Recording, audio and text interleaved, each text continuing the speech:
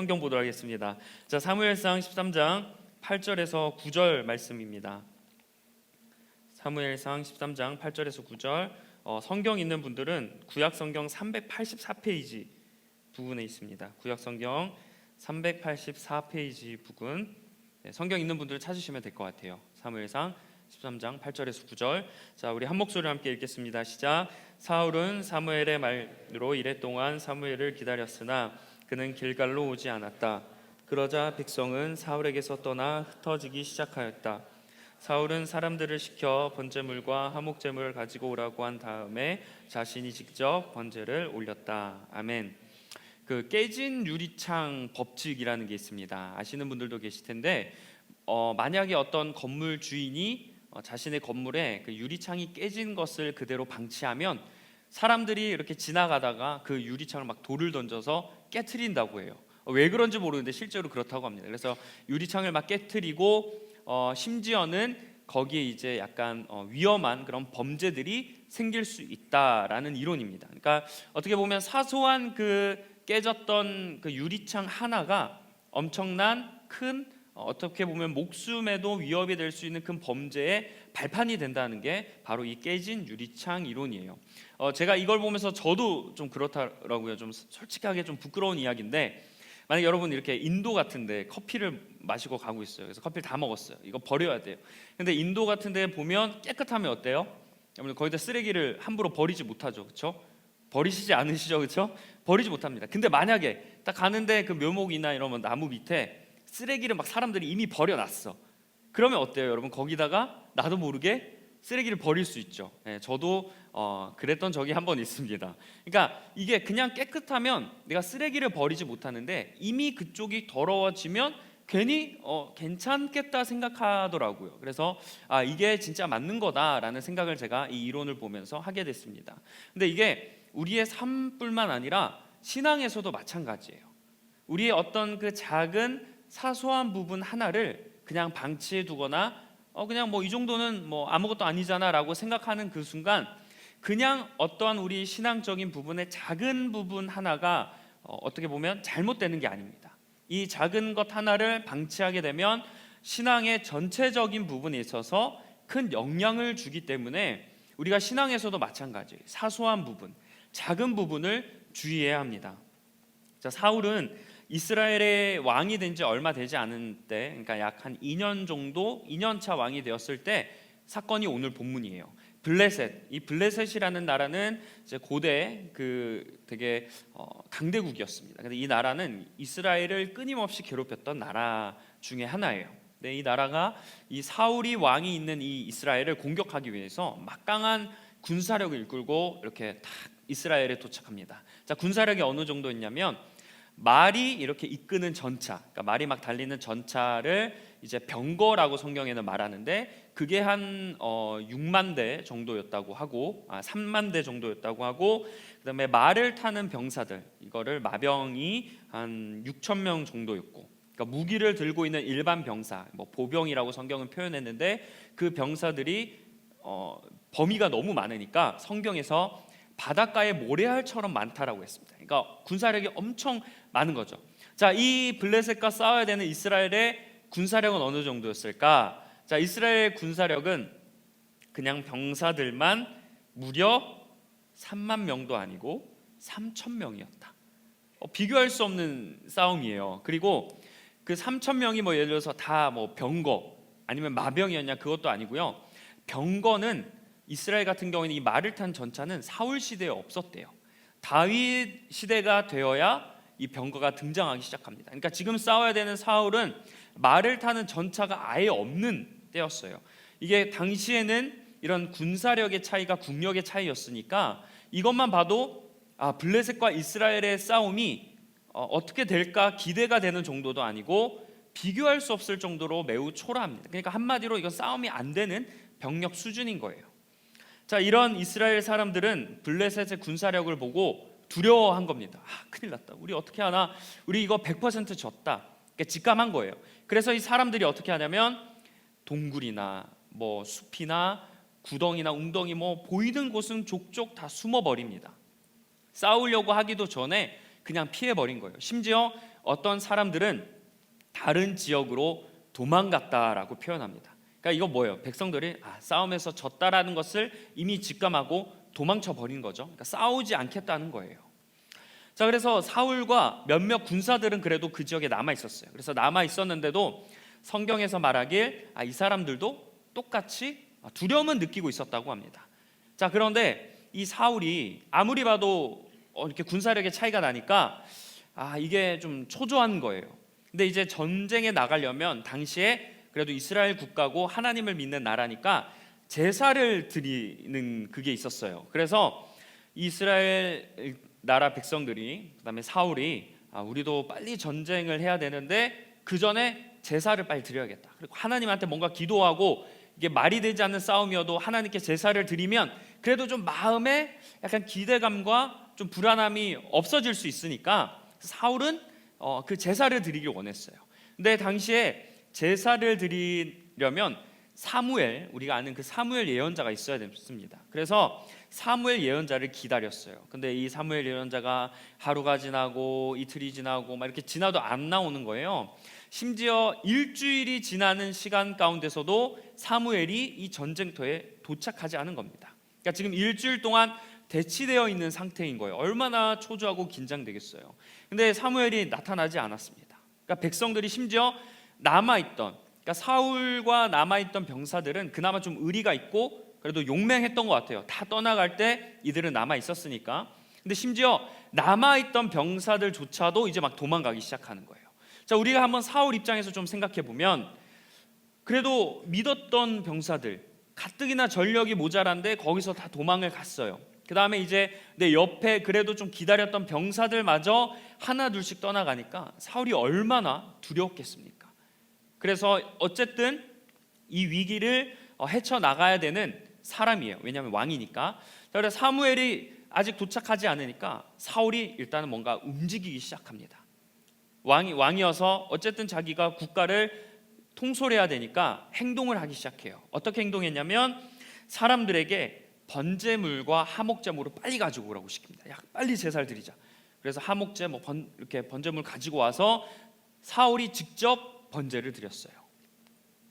자, 지금 이 사울의 행동이 여러분 어떻게 생각하세요? 현명한 판단이었다. 언제까지 기다릴 수 없지 않냐. 그래서 나름대로 빠른 대처를 한 거다. 이렇게 보일 수 있지만 사실은 엄청난 죄를 지은 거예요. 왜냐하면 번제는 왕이어도 드릴 수가 없었습니다. 사무엘만 할 수 있는 행동이었어요. 그러니까 금기시되는 것을 한 겁니다. 그러니까 이게 지금 엄청난 죄를 지은 거예요.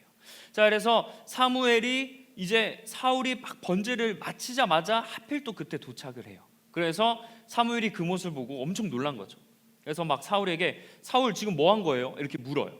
그리고 막 꾸짖습니다. 근데 사울이 뭐라고 대답하냐면 내가 사실 어떻게든 기다릴 수가 없어서 어쩔 수 없이 번제를 드렸어요. 그러니까 이해해 줄 수 있지 않냐. 왜 이렇게 늦게 와놓고서는 오히려 왜 나를 나무라냐 이러면서 이야기를 했겠죠. 그래서 이 사울이 막 이렇게 핑계를 댑니다. 그러나 사무엘은 그 이야기를 듣고 그럴 수 있지가 아니라 그랬으면 안 된다라고 분명하게 이야기하면서 뭐라고 하냐면 하나님이 당신을 왕으로 세운 것을 후회하십니다라고 이야기하면서 떠나버려요. 자, 여러분이 만약에 사울이었어요. 그래서 번제를 드리는 실수를 했어요. 그 다음에 사무엘이 와서 그 이야기를 가지고 뭐라고 이렇게 얘기하면서 하나님이 지금 실망하셨다, 하나님이 지금 후회하신다라고 이야기하면 여러분 그때 어떻게 하시겠어요? 행동을? 회개를 하거나 뭔가 잘못했으니까 그거에 대한 어떤 반응을 할 거 아니에요. 근데 사울은요 전혀 그런 행동을 하지 않아요. 그러니까 이건 뭐냐면 오늘 본문 말씀 이후에 보면 사울이 뭐 회개했다, 하나님께 용서를 구했다, 뭐 자책했다 이런 내용이 하나도 없어요. 이 말은 뭐냐면 사울은 죄책감을 느끼지 않은 겁니다. 이게 뭐가? 어때서? 왜 안 돼? 약간 이런 느낌인 거예요. 전혀 여기에 대해서 내가 하나님 말씀을 어겨서 큰 잘못을 저질렀구나라고 회개하지 않는 거죠. 그래서 하나님은 이러한 모습을 본 사울에게 마음이 너무나 아프셨던 거죠. 자, 사울이 이러한 마음이다 보니까 계속 죄를 짓기 시작합니다.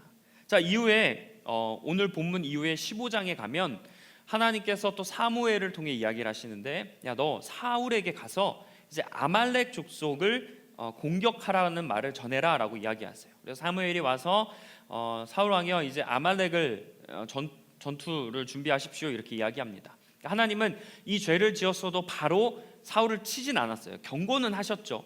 자, 이제 두 번째, 어떻게 보면 하나님 말씀을 그대로 실천해야 되는 때가 왔어요. 아말렉과의 전투를 앞뒀는데 한 가지 조건이 있습니다. 아말렉의 모든 것을 다 전멸하라는 거예요.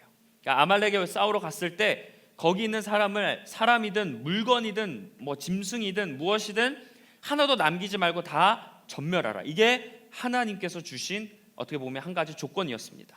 자, 근데 사무엘이 이 약속을 또 어깁니다. 당시 아말렉의 왕이었던 이 아각 왕을 살려주고 나머지 백성들을 다 죽여요. 그러니까 말씀을 들을 거면 다 죽여야 되는데 왕은 살린단 말이죠. 그리고 또 동물들을 딱 보니까 이 동물들이 쓸모 있는 게 많은 거예요. 당시 이제 가축은 재산이었으니까. 그래서 좋은 것들은 취하고 조금 표현을 좀 그렇지만 상품 가치가 없는, 그러니까 돈으로 이렇게 재산으로 할 수 있는 그런 상태가 아닌 동물들은 다 죽입니다.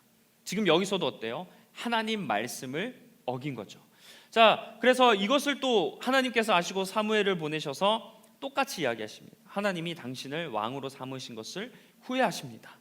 자, 이렇게 똑같이 이야기를 해요. 자, 근데 사울은 이게 핑계를 대는데 뭐라고 하냐면, 내가 이렇게 동물들을 취한 것은 하나님께 제사 드리기 위해서 그런 거야. 다 주님을 섬기기 위해서 그런 거야 라고 이야기를 합니다. 여러분들, 사실 사울 왕이 말을 들어보면 맞는 말인 것 같아요. 하나님을 위한 행동이라는 거, 뭐 거기서 누가 뭐라고 하겠어요?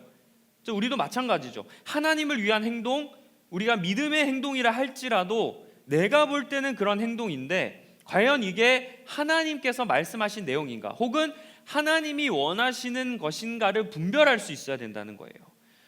다 내가 하나님의 이름으로 이건 하나님을 위해서 할 수 있는 것들은 많이 있어요. 우리는 그렇게 생각하며 실제로 그렇게 행동을 하기도 해요. 그러나 중요한 건 뭐예요? 이게 과연 진짜 하나님이 원하시는 일인가? 하나님이 나에게 말씀하신 것인가? 아니면 나의 생각과 나의 주관적인, 어떻게 보면 솔직하게 더 깊게 들어가면 욕심 때문은 아닌가를 잘 돌아봐야 된다는 겁니다. 근데 사울은 아쉽게도 하나님의 말씀이 아니라 자기 마음대로 했던 거예요. 그러다 사울은 하나님께서 말씀에 순종하는 사람을 더 중요하게 여기신다. 그러니까 하나님을 위한 행동보다 하나님은 자신의 말에 순종하는 사람을 더 원하신다라고 이야기하면서 다시 한 번 더 하나님은 사울이 왕이 되지 못하도록 버리실 겁니다라고 경고를 합니다. 자, 그제서야 사울은 죄를 인정하는데, 자, 성경에서 이 죄를 지은 이유에 대해서 이렇게 말씀해요. 자, 사무엘상 15장 24절 말씀인데요. 자, 지금 사울이 이제 사무엘이 막 책망하니까 이렇게 대답한 거예요. 사울이 사무엘에게 간청하였다. 내가 죄를 지었습니다. 죄를 지었다고 지금 고백을 해요. 자, 근데 주님의 명령과 예언자께서 하신 말씀을 어겼습니다. 내가 군인들을 두려워하여 그들이 하자는 대로 하였습니다. 자, 지금 이 말씀을 보면 사울이 회개하는 것 같아요. 내가 잘못했습니다. 이렇게 해서 저렇게 했습니다. 이렇게 이야기하는데 사실 진심이 아니에요. 왜냐하면 이건요, 자기의 왕권을 유지하기 위해 어쩔 수 없이 하는 고백입니다. 왜 어쩔 수 없이 하는 고백이냐면, 여러분이 하나님께 회개해요. 하나님께 잘못을 이렇게 용서받을 때 보통 이제 내가 잘못했어요. 그러면 내가 잘못한 것에 대한 내 속마음을 이야기하잖아요. 근데 만약에 여러분이 회개하는데 예를 들어서 잘못을 했어요. 근데 하나님, 제가 정말 죄송합니다. 근데 이거요, 제가 하고 싶어서 한 게 아니라 누가 시켜서 한 거고 내 마음은 없었는데 어쩔 수 없이 다른 사람이 시켜서 한 거예요. 이러면 여러분 진짜 회개일까요? 아닐까요? 참된 회개는 아니죠. 우리가 생각해봐도.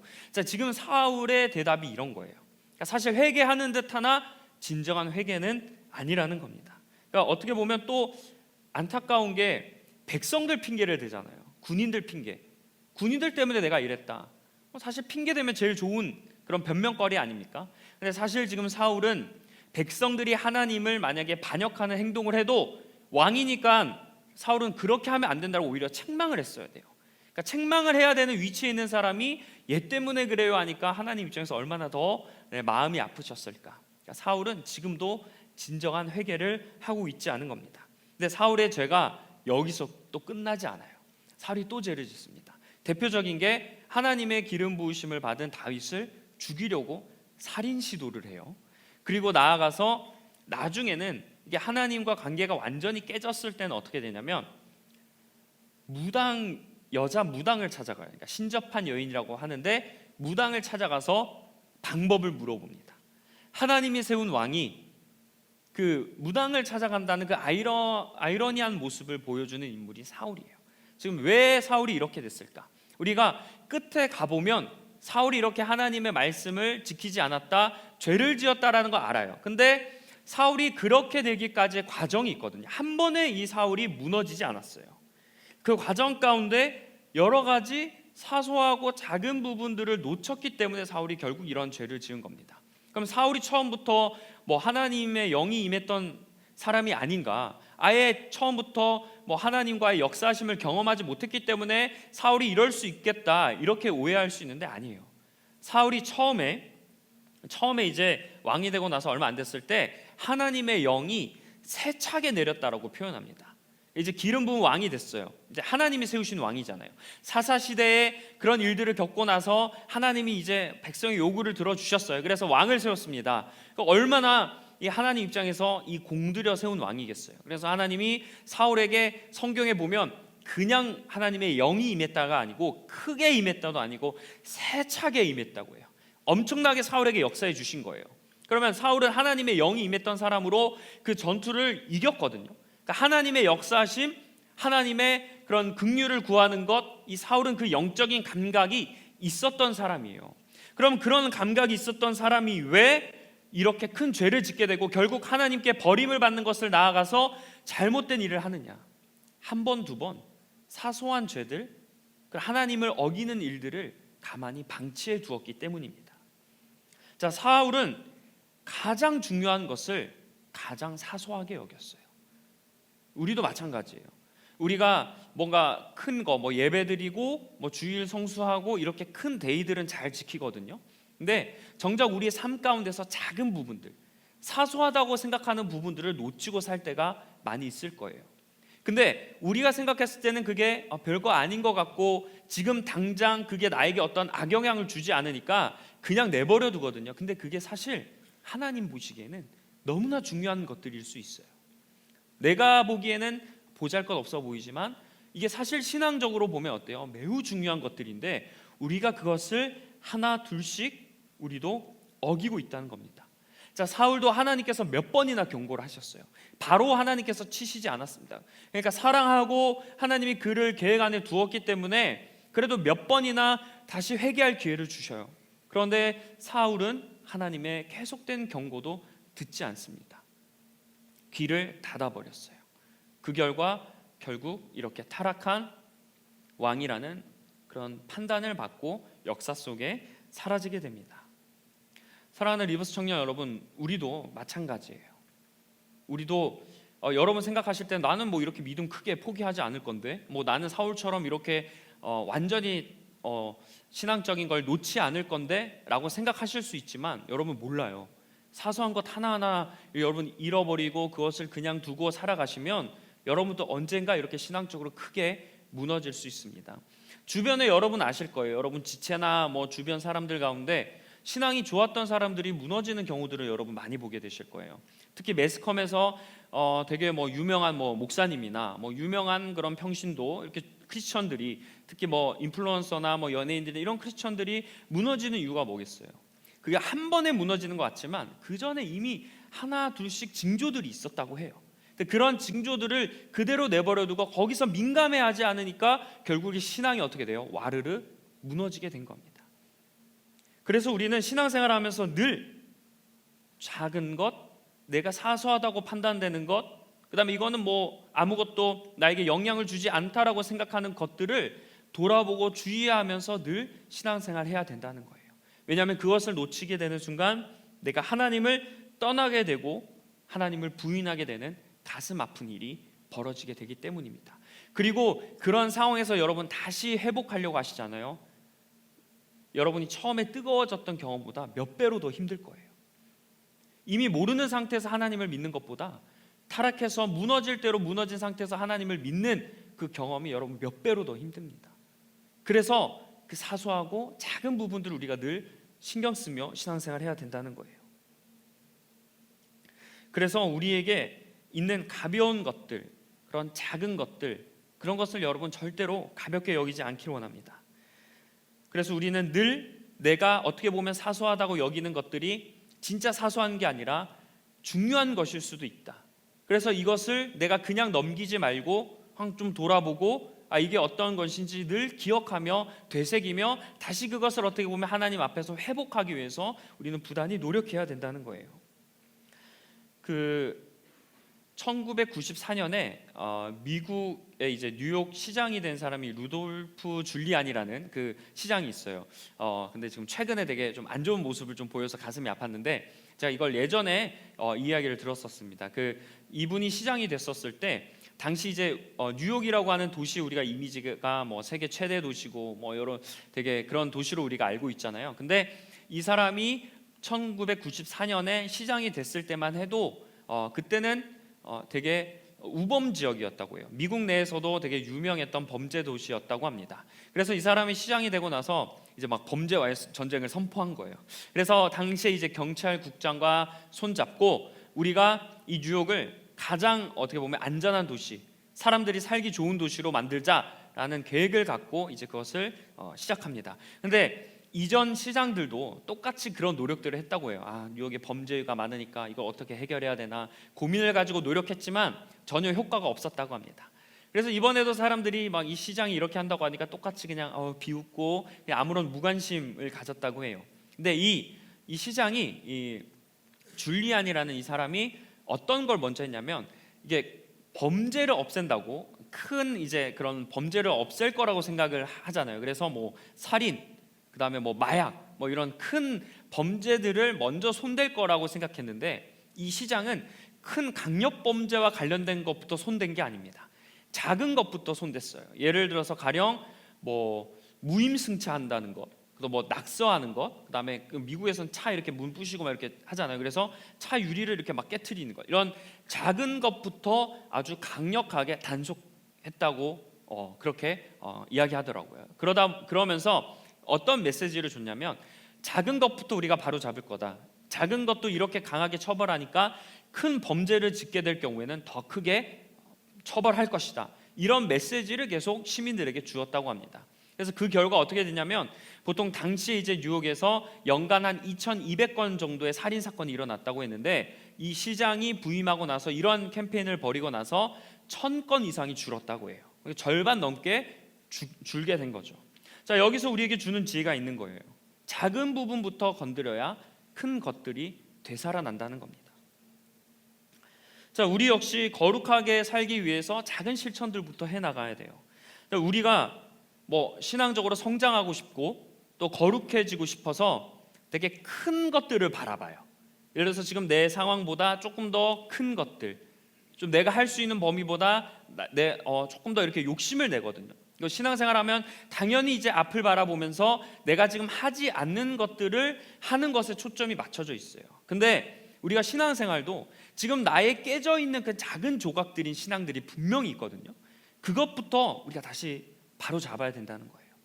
작은 것들, 지금 나에게 신앙을 방해하는 작은 부분들을 우리가 먼저 빨리 캐치하고 거기서부터 하나하나 메꿔가고 또는 개선하고 회개해 나가야 우리가 거룩하게 될 수 있다는 겁니다. 그래서 여러분 지금 막 우리가 겉으로 볼 때는 거룩해 보여도 속에 여러분 막 구멍이 나 있다고 생각해봐요. 아무리 거룩한 걸 부어도 어떻게 해요? 구멍으로 다 셀 거 아니에요?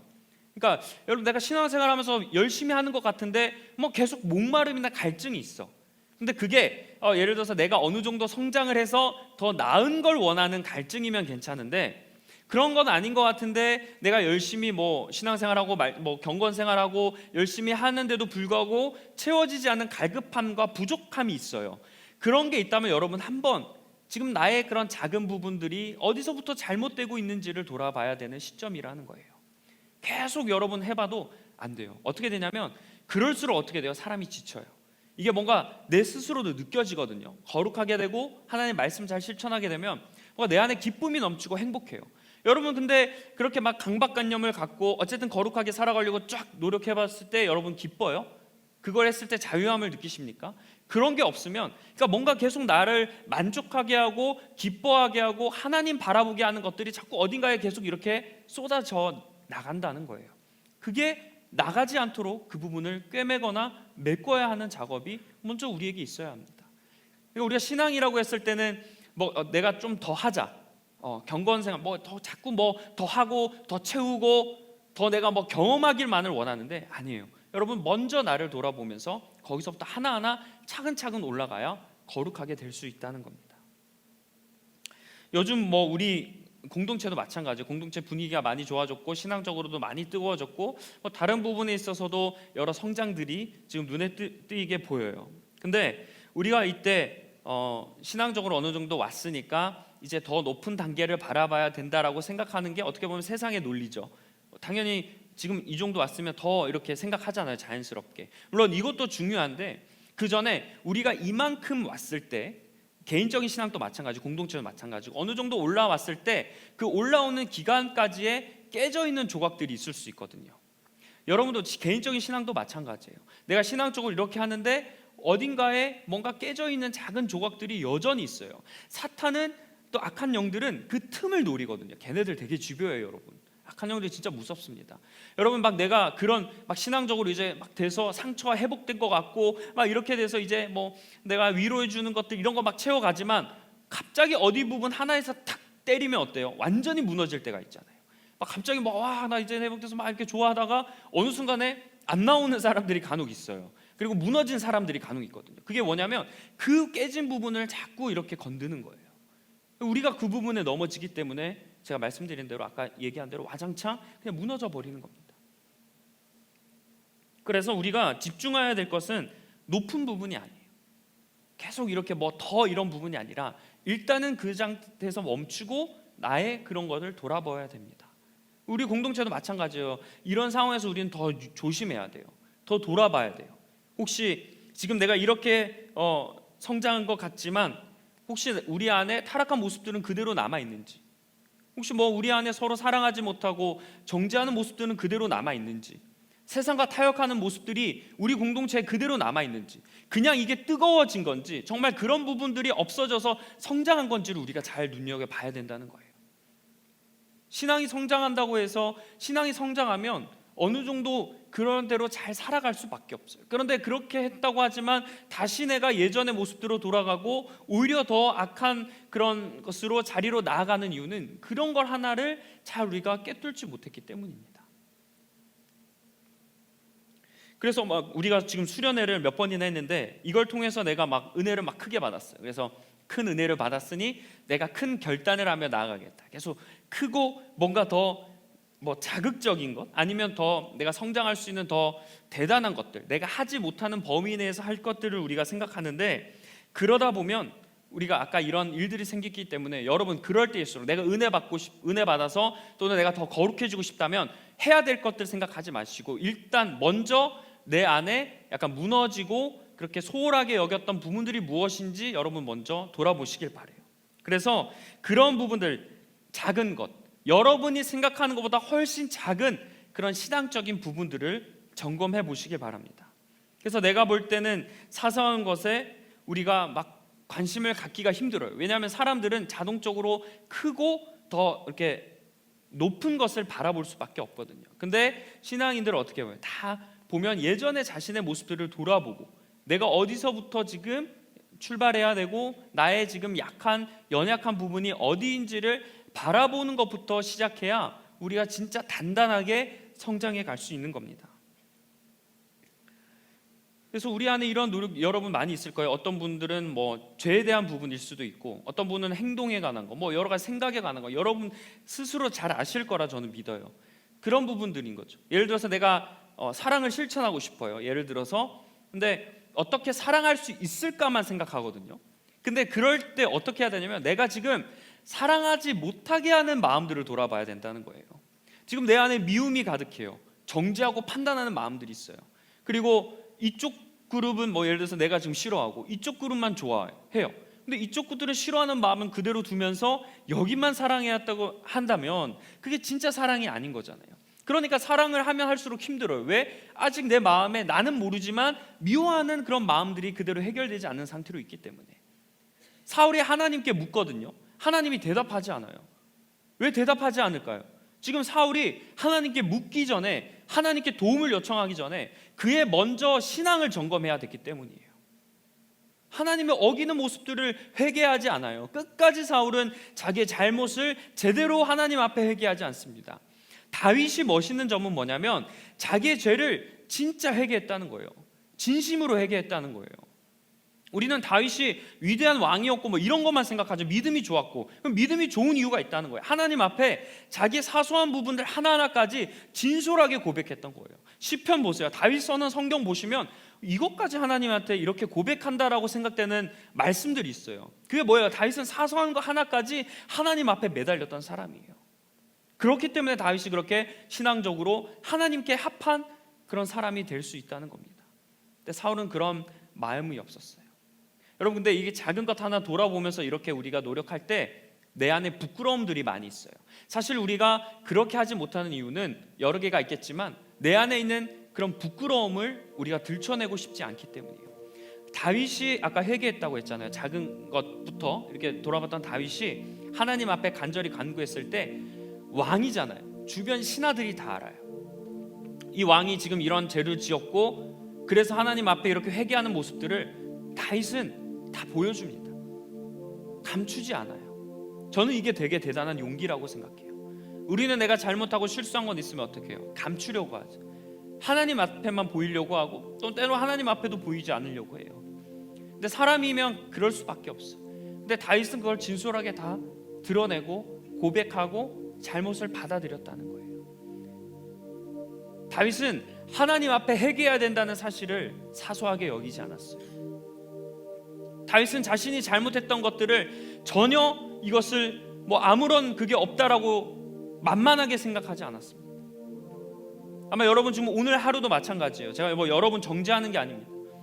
여러분도 마찬가지예요. 오늘 일주일간의 삶 아니면 오늘 하루 동안에도 여러분 아무리 거룩하고 내가 이제 신실하게 살아가야지 하지만 여전히 여러분 깨질 조각들이 방치되어 있는 상태로 지금 이 예배에 오셨을 수도 있어요.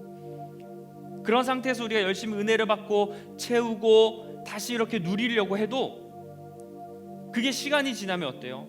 그 은혜가 다 흘러내려가기 때문에 다시 예전의 모습으로 돌아간다는 겁니다. 여러분, 우리가 이제 조금 더 높은 곳을 바라보고 싶다면 여러분의 작은 그 깨진 신앙의 조각들이 무엇인지 돌아보길 바라요. 보수가 필요하면 오늘 이 시간 하나님께 아뢰면서 보수하시길 바라요. 찢어졌다면 하나님께 기도하면서 찢어진 부분이 무엇인지 꿰매보세요. 내가 만약에 나의 신앙 상태를 알고 공격한다는 악한 영이 있다고 하면 지금 나의 어디 부분을 공략할 것인가? 어떠한 죄를 보면서 나에게 들어올 것인가? 여러분 기도하시면서 그 죄를 인지하시고 거기서부터 하나하나 해결해 나가시길 바랍니다. 중요한 건 내가 사소한다고 생각해도 하나님 보시기에는 그게 너무나 중요하다라는 사실이에요. 다른 것들은 잘 회개해도 소용없어요. 작은 것 하나부터 우리가 시작해야 됩니다. 그래야 거기서부터 하나님의 은혜가 우리에게 찾아오는 거예요. 그래야 초반에 바짝 올라오는 신앙에서 나중에는 떨어지는 신앙이 아니라 느릴지라도 쭉쭉 하나하나 한 단계 한 단계 쌓아가는 그런 신앙의 모습으로 살아갈 수 있어요. 여러분, 우리의 속도도 중요하겠지만 우리가 속도보다 쭉 지속적으로 앞으로 신앙생활을 해야 되지 않겠습니까? 지금 앞으로 우리는 몇십 년간 신앙생활을 해야 돼요. 그때 어떤 풍파와 시련과 어려움이 찾아왔을 때 내가 무너지지 않길 원한다면 오늘 이 시간 사소한 것부터 돌아보시길 바랍니다. 지금 그것을 여러분 잘 봉합하고 잘 처리하면요 분명히 이제 더욱더 조금씩 하나님 앞에 거룩한 모습으로 나아가실 수 있을 거예요. 오늘 우리가 이 사울을 통해서 말씀을 나눴는데 분명한 건 우리가 이런 죄에 대한 모습들 그리고 회개에 대한 것들 아무렇지 않게 생각하면서 말하고 행동하고 생각하는 것들을 조심해야 돼요. 그걸 전혀 가볍게 여기지 않기 바랍니다. 나는 그래 어차피 상관없어 너희들이 이해해야 돼. 그럴 수는 있죠. 그런데 그 사소한 하나가 다른 사람들에게 또는 하나님 보시기에 크게 피해를 줄 수 있다는 겁니다.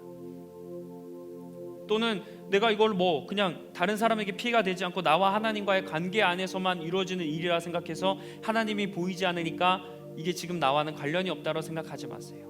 하나님은 그걸 여러분에게 계속 경고하시는 중이에요. 하지 말라고, 하지 말라고. 사울에게도 몇 번 경고하시자마자 안 되니까 이렇게 됐잖아요. 지금 아무렇지 않을 때가 하나님이 여러분에게 경고하시는 때입니다. 다시 돌아오라고, 다시 잘 해보자고. 오늘 이 말씀을 여러분 듣고 어떤 느낌을 받으셨을지 모르겠지만 좀 거룩한 불편함을 가지셨으면 좋겠어요. 마음이 좀 찔림이 있으면, 마음이 조금 통해함이 있으면 그것을 가지고 하나님께 기도해 보시고 나아가시길 바랍니다. 하나님은 우리가 정금같이 나아오길 원하셔서 이 말씀을 주셨다고 생각해요.